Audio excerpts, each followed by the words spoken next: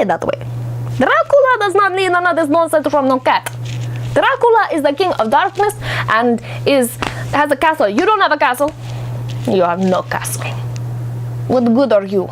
Dracula has a castle. You have nothing. Wait, you're right. You have me.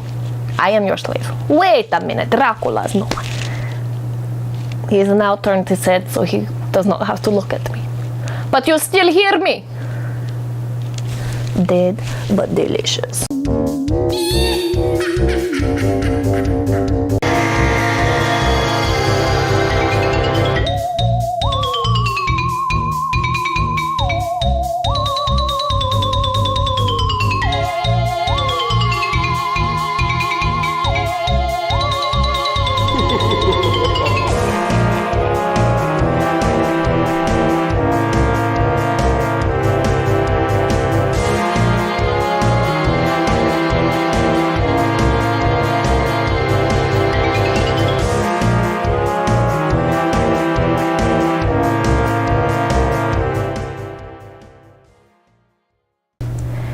Hello, Grim Readers, and welcome to the first meeting of the Grim Readers Society. I also have a cat on my lap, which seems like the perfect way to talk about books. All right, so for our first meeting of the Grim Readers Society, I am so excited to share this book with you. It is so good, and honestly, because this was all supposed to start in January, which due to weather and production of those super awesome bags, got pushed back to February. But it's kind of perfect because we are reading a love story. Sort of. Submitted for the approval of the Grim Reader Society. I present Dracul. Dracul, as you can guess, is sort of related to Dracula. I just forgot the A. It's by Dacre Stoker and, you can see it but I can't and I forgot, J.D. Barker. Dacre Stoker is actually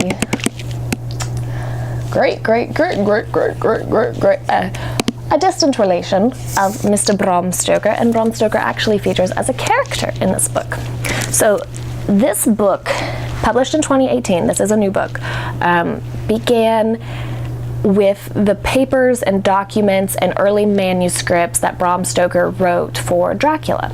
Now, a lot of that was not used in the book, and fun fact, the English version that got published, the one that most of us have probably all read, is different than literally like every other language version of Dracula out there, because some British dude was like, excuse me, sir, this is wildly inappropriate. I dare say our English hearts cannot stand this. We must delete half of this stuff because it is utter nonsense and vile and it's bad. And Bram was like, all right, so I gotta publish this in England because, like, I lived there. But everywhere else seems to be pretty chill. So I'm gonna leave a lot of this stuff in everywhere else. So, we kind of got gypped on some of the spooky factor. Although I love Dracula. Dracula is actually one of my favorite books, and I think it's delightful. And I've only read the English one because I'm an American. I know nothing other than American. I barely speak English. I only speak American. Public school. So a little about the book. It's very much an homage to everything you loved about Dracula. It's an epistolary novel just like Dracula was. It's composed of letters and documents, and that's how they tell the story. Diary entries, that's how the story is told. The characters, Bram Stoker is one of the characters, and the plot of the story basically is like, this is how he gets the idea for Dracula, and Dracula is actually based on a true story about his experiences as a young man. Despite being definitely very closely related to Dracula, it's not terribly derivative. The style is very similar, and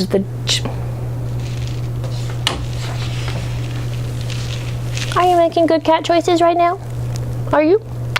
Gonna get lipstick on your face. The style is not terribly derivative, so it doesn't just feel like a cheap copy. Now he's mad. Bram and J.D. take enough, they depart enough from the original text to make it seem slightly, well, unique's too far, because I mean, it's very similar stuff, but you know, It's far enough off that it's not like, I already read this book.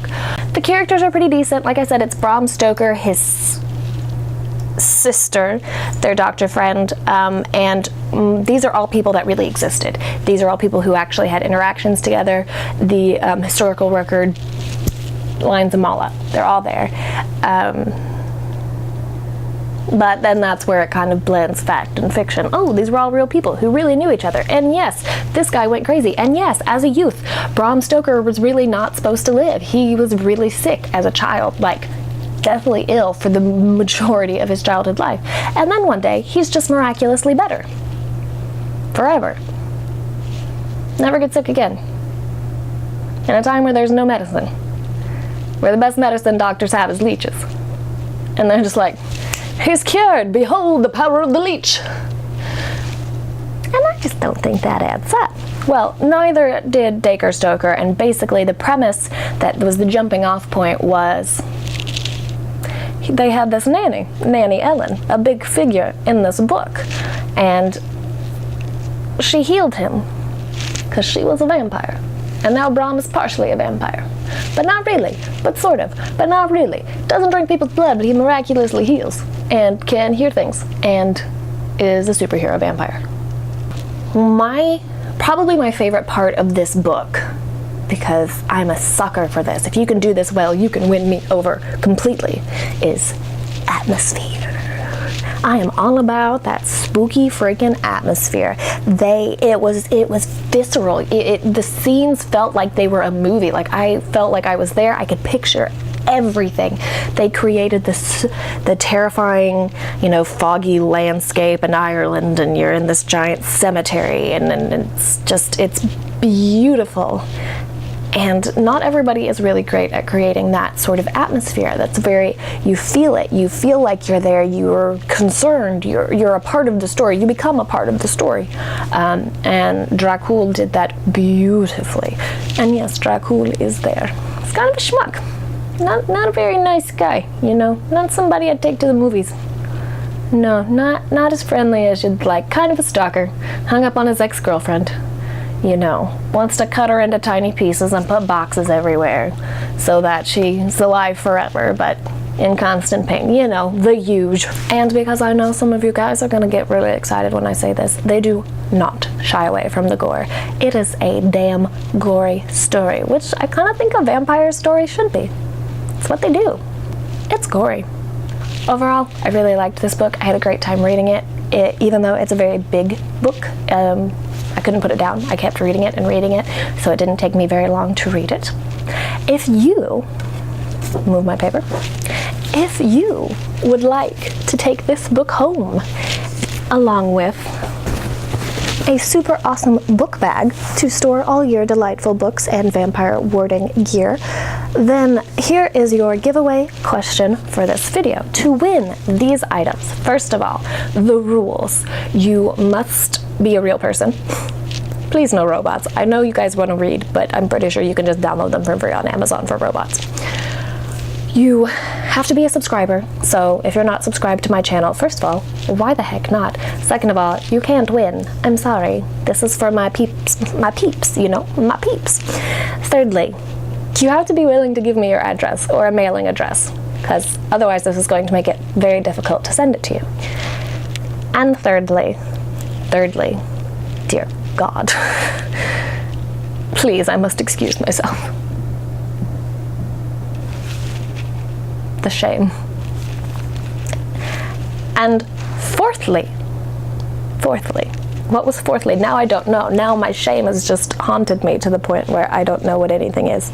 Fourthly, at the moment, this is only really open to people in the United States because international shipping is a bitch. And until I figure out how to go about international shipping in a way that doesn't send me directly into the poorhouse, it stopped recording. So unfortunately, I cannot offer international shipping at this time, but I am hoping to do that in the future. I just have to figure out the postal service. I'm sure there are ins and outs to it. I just don't know them at this point in time.